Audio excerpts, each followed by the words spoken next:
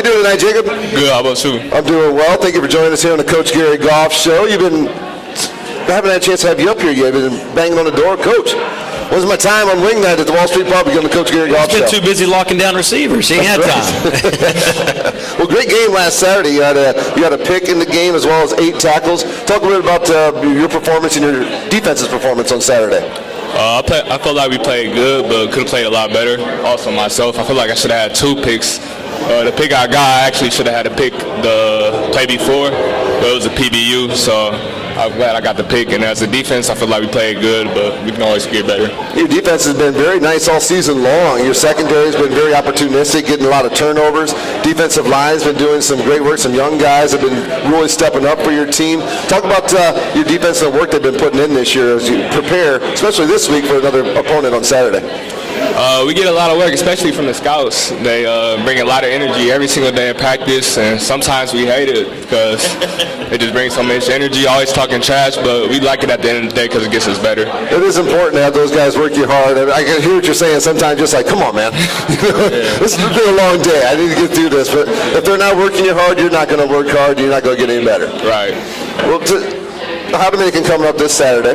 Another tough GMAC opponent, a team that's been a few years since we ran into, but a team like Coach said, a lot of familiarity, and it's going to be a very big challenge for your guys. But I'm sure you guys are ready for it. I'm sure you're really looking forward to it.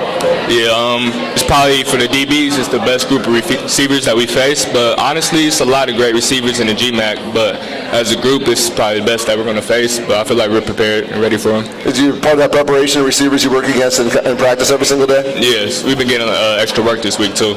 Well, does Victor ever share any of the mom's home cooking with you? Because he told us he's not going to share with us. No, he doesn't share with us. He doesn't? All right, let's talk about your path. Everybody's picking on Tally tonight, aren't they? He's not even on the show. He just over there minding his own business. Yeah, well, he sat down there and he called us first. That was his problem. He looked over this way. Let's talk about your path that brought you to Tiffany University. You're from Northeast Ohio, right? Yeah, I'm from Akron, Ohio. Okay, now how about the path that brought you here? Well, actually, I didn't play football until my senior year of high school. All right. And I actually remember I was in class and I seen my coach had called me down because Coach Horn was visiting the school.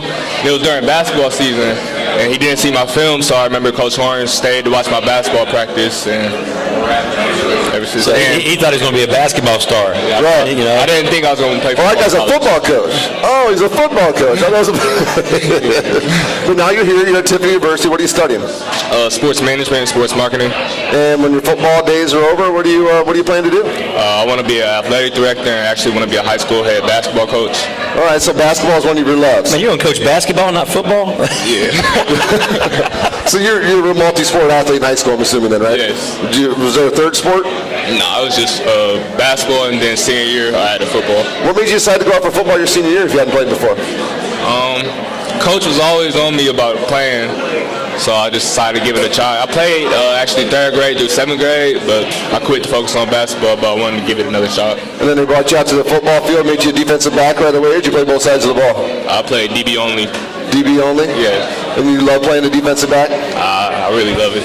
You know, there's a lot of similarity to basketball and playing DB. Right. You know, I mean, so, you know, when we used to work guys out, you know, we get them on the basketball court and watch their hips, watch them play defense, okay. and you can be able to tell, all right, he can probably flip his hips and play defensive back. But, you know, Jacob's tall, long. I mean, he's probably one of the bigger DBs in the conference at least, but flips his hips well, runs well. So we knew, you know, he only played 1 year of football, but God, he's got everything we're looking for, right. Especially the size. And, you know, he showed up at camp, and from day one, you know, we knew we had a really good player there. Well, we got a lot of good size in our secondary here at Tiffany University. The whole defense as a whole has been, as I said, just lights out this year. You work out against our offense on a daily basis, you know, on the practice field, and we were talking a little bit ago about Nick Watson, the year he's having. Talk a little bit about how it is standing on the sideline, watching that offense out there, because you know a lot of times they're going to put points on the board. That's probably going to make your life a little bit easier. But talk about watching that offense from the defensive side on the sideline. It's a lot of trust when I watch our offense. I know they're going to put points on the board, but at the same time, I know the other team's going to try to keep up with us and take shots as well, so I'm always prepared on the field. Well, you got to like it when you build a lead up, because that means you're going to start airing it out a little bit, right? Yeah, it does. A lot of opportunities for me. What's your favorite thing on the football field? Is it the interception? Is it hitting somebody? Is it shutting somebody down? What's your favorite thing? It's probably interceptions, and I also like just shutting people down. So we were at the Walsh, and that was my first week back, and we were at the Hall of Fame. And, I was walking around the Hall of Fame a little bit, and then I had to sit down for a while. So I sat down, and he was sitting beside me, and I looked at him and said, you know what? I said, you ain't got an interception yet. I said, you owe me an interception. He goes, Coach, I got you. I'll get you one, and I'll score. And I kid you not, he did that in the Walsh case. So right after, I said, you told me you were going to do this. So I remember you kind of called his shot, I remember you telling me that story. That's fantastic. You just have a feeling or something? I had to. Just playing back in Northeast Ohio, my whole family came, so I had to do something for them. How much fun is it for you to play in front of family? It's a lot of fun. We actually got a game at Lake Erie next week as well, so I'm excited for that too. Now we got to start getting his stats right, though. I know your office has probably been called at least 10 times. Y'all better get his stats right. I had a chance to right. meet your grandpa a couple of games ago. He told me Dave might not even playing anymore. He's the only number 9 on the field right now. Well, that'll help. But tell him we try our best, right? I promise you, we do our best. We do our best. But all right, give me one of your favorite memories of being on the Tiffany University football from the time you got here to this point in your career. It was probably both Wayne State games. My freshman year, didn't really know much about them, but and then this year. Yeah, and this year. You got to go up there and take care of them again. It's always good to go on. It's fun to go on the road and get a big W. It's the kind of thing kind of brings you guys together, going on the road and doing it as one. Yes. And is that something that you just love about being a part of the football team? Most people that love football love it because they love being a part of the football team almost as much as they love playing football. Are you fit in that category? Yeah, I actually like road games better than home games too because you're just away from everything and just focusing on football. Yeah, it is nice. You're absolutely right. His name is Jacob Williams. He's defensive back for the Tiffany University Dragons. Coach, we got to get our other guest up here. Why don't you go ahead and give us some shout-outs before you go? You got any family members I would like to say hello to? Better say hey to Grandpa. Shout out to Grandpa, Peepaw, KB, Shaka, and also Kevin Hyde, the other DB. Awesome. Well, thank you so much for your time, Jacob. Continued success, man. You're having a great year. Your defense is a ton of fun to watch. This whole team's a blast to be around right now. And just continued success. Keep working hard, man. The W's keep coming. All right, thank you. Appreciate it. Welcome to the program. You're a quarterback coach, and you have more duties than that, right? But you're quarterback coach, and That's right. how do I feel? We don't have time for him to list off all the duties. A lot of duties. We all do.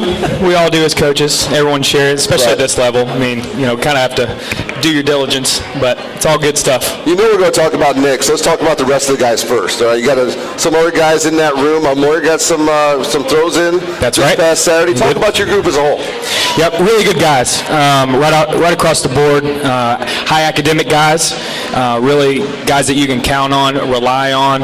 Also, really fun to be around. They're all joking with each other. We love to kind of sit down on Mondays and talk about some motivation speeches or all that kind of stuff. So it's a good collective group. They work well together. They help each other out on the field, especially with Nick. Always kind of seeing telling them what they're seeing out there and helping them out. So it's a really good group. Our quarterback's best friend would be his offensive line. Talk about that offensive line, the time they're giving your quarterback, Nick Watson. Man, I tell you what, Jeremiah, Logan, David, all those guys, Jordan, they've done really well. Ridge, those guys have really held it down, especially with the running backs as well, giving Nick plenty of time in the pocket. We only hope to continue that as we go forward, and it can only get better. Well, you just mentioned running back as well. The quarterback's best friend is our offensive line, but he needs a good running game, too, to keep that defense honest. The running backs have been doing a fantastic job for the offense this year, too. Really good job. The most surprising thing is I think their hands. I really didn't think some of these guys would have the hands that they do, right. But, really doing a good job, surprising me each and every week. So it's really good things to see. It's just something else the defense has to account for, too, right? Absolutely. And then your wide receiving core, there's talented group as I've seen at this level. You got just athletes everywhere, guys that can catch the ball in space, guys who can run away from people. It's just a really good group. Yeah, really good group. They take practice serious throughout the week. It really shows during the game, and I think that's only going to get better as we go on. Well, if they're taking practice serious, it's going to make your quarterback that much better, right? Because of the timing aspects of everything. Well, let's talk about your quarterback, Nick Watson. Often a very nice start to the season so far as we're here at 7 games. Talk about his progression from where you've seen him grow. Yeah, so we're going into week 8. I think ever since week 1, he's only continued to get stronger, in his game, whether it's mentally with the film and in the weight room. Just some things that he's been doing really well. Just seeing the field, anticipating throws. I remember Coach had, told me, really Nick is doing things that, I remember Antonio Pipkin, wasn't doing at his age. Just anticipating things, and so it's really good to see. It can only improve from here, as we go on, and he gets more experience. So we're in a good position, and I'm excited to coach him. What do you think some of the more important intangibles, I guess, that a quarterback needs to have? You got to have a strong arm. You got to have good footwork. What else is there that makes a good quarterback? Short-term memory. I think that's the biggest thing. There's always going to be plays that don't go your way, and there's going to be some situations that you wish you can get back. But that's the nature of the game. Especially a quarterback. All the pressure is on you. To make a play or to make the right read. And it's not like you're one receiver and need to know this route, all that. You got to know the whole picture and why. You need to know more of the why. Why is this play? Why are we doing this? So as we continue to go and he continues to grow, I think that's only going to get better. And improve throughout his play. Well, he's got a level head. I mean, he really does. I don't know how short-term his memory is, but not too high, not too low. He's Coach Ely said it earlier. He's really never too high and never too low, which is probably perfect, probably what you want your quarterback to be like. But he's developing into a really good leader for not only the offense but for the team. Well, that was the next question I was going to bring up. You mentioned the word leader. How important is it for your quarterback? I mean, everybody knows your quarterback has to be a leader, but your quarterbacks have to be able to embrace that and be that leader, whether it wants to be or not. Talk about Nick and his maturation process with the leadership. Right. Something that probably wasn't his strong suit, I would say, last year. He wasn't a rah-rah guy and still isn't, But at the quarterback position, you have to be able to manage the field and be able to put people in the right spot. If a receiver's lined up in the wrong position, he's got to say, hey, man, get over to the other side. Get to the right side. That's what we're counting on him to do. So I think there's a lot of things that are on his shoulders, but, I mean, hey, we love it as quarterback. That's what we, go into the battle seeking. We want that pressure. So I think he does it well with it. A nice matchup of 2 pretty good quarterbacks this Saturday. Nick Watson and Evan Ernst, the redshirt freshman from Ohio Dominican. Talk a little bit about him. You've seen him on film, I'm sure. Yes. Really talented kid. He's a kid that likes to control the ball, get it to the guys in space to let them make big plays. Really doing a good job, on their offensive side. I know their coaches coach them really hard. I see them on the road a lot. So I know we're going to go into this game well-coached team versus a well-coached team. So, it's really up to our kids to make the big play and execute. It's nice for him to say well-coached, doesn't it? The coach saying we're a well-coached team this year. But no doubt. So Nick Watson, we're talking about him, the year he's been having. Last week, a 22 of 29, no interceptions, throws 4 touchdowns. He pretty much compete the way you were hoping he would compete last Saturday? Yeah, I'm always never satisfied. I always think there's room to improve, but he's progressing in the way that we want him to. And I think with this experience, it's only making him better. Now it's time to take it to the next level. See, me and Phil think there's 4 throws we'd like to have back and he'd like to have back. It's all 4 picks. Yeah, right, no question. We think we can control those. No question. But he can only learn from them. Right. And that's the key. Are you learning from no them? question. No questions. And he's doing that. So we're happy with it. Well, we're a little over the clock here, so we won't keep you much longer. But talk a little bit about what you've learned as a coach in your 2 years here at Tiffin University. I would think the biggest thing I've learned so far are the details of things, kind of the logistics, what makes things move.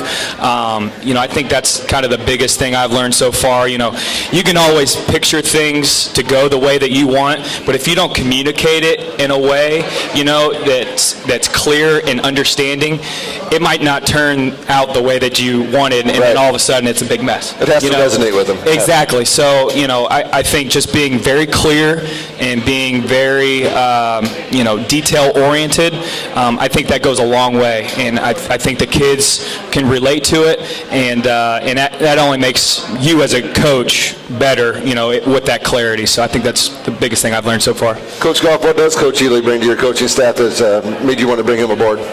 Oh, well, he's a real smart guy. I mean, he played quarterback for, one of the biggest programs, and then finished his career at Toledo, which they've been a really good program. Yep. And then he went and GA'd on the defensive side of the ball. So when we interviewed him, I knew I was getting somebody to understand both sides of the ball, and he was quarterbacks. Like he just said, he had to know everything about two different systems now, and that one at Alabama and then at Toledo. So, I knew I was getting a sharp, bright young man.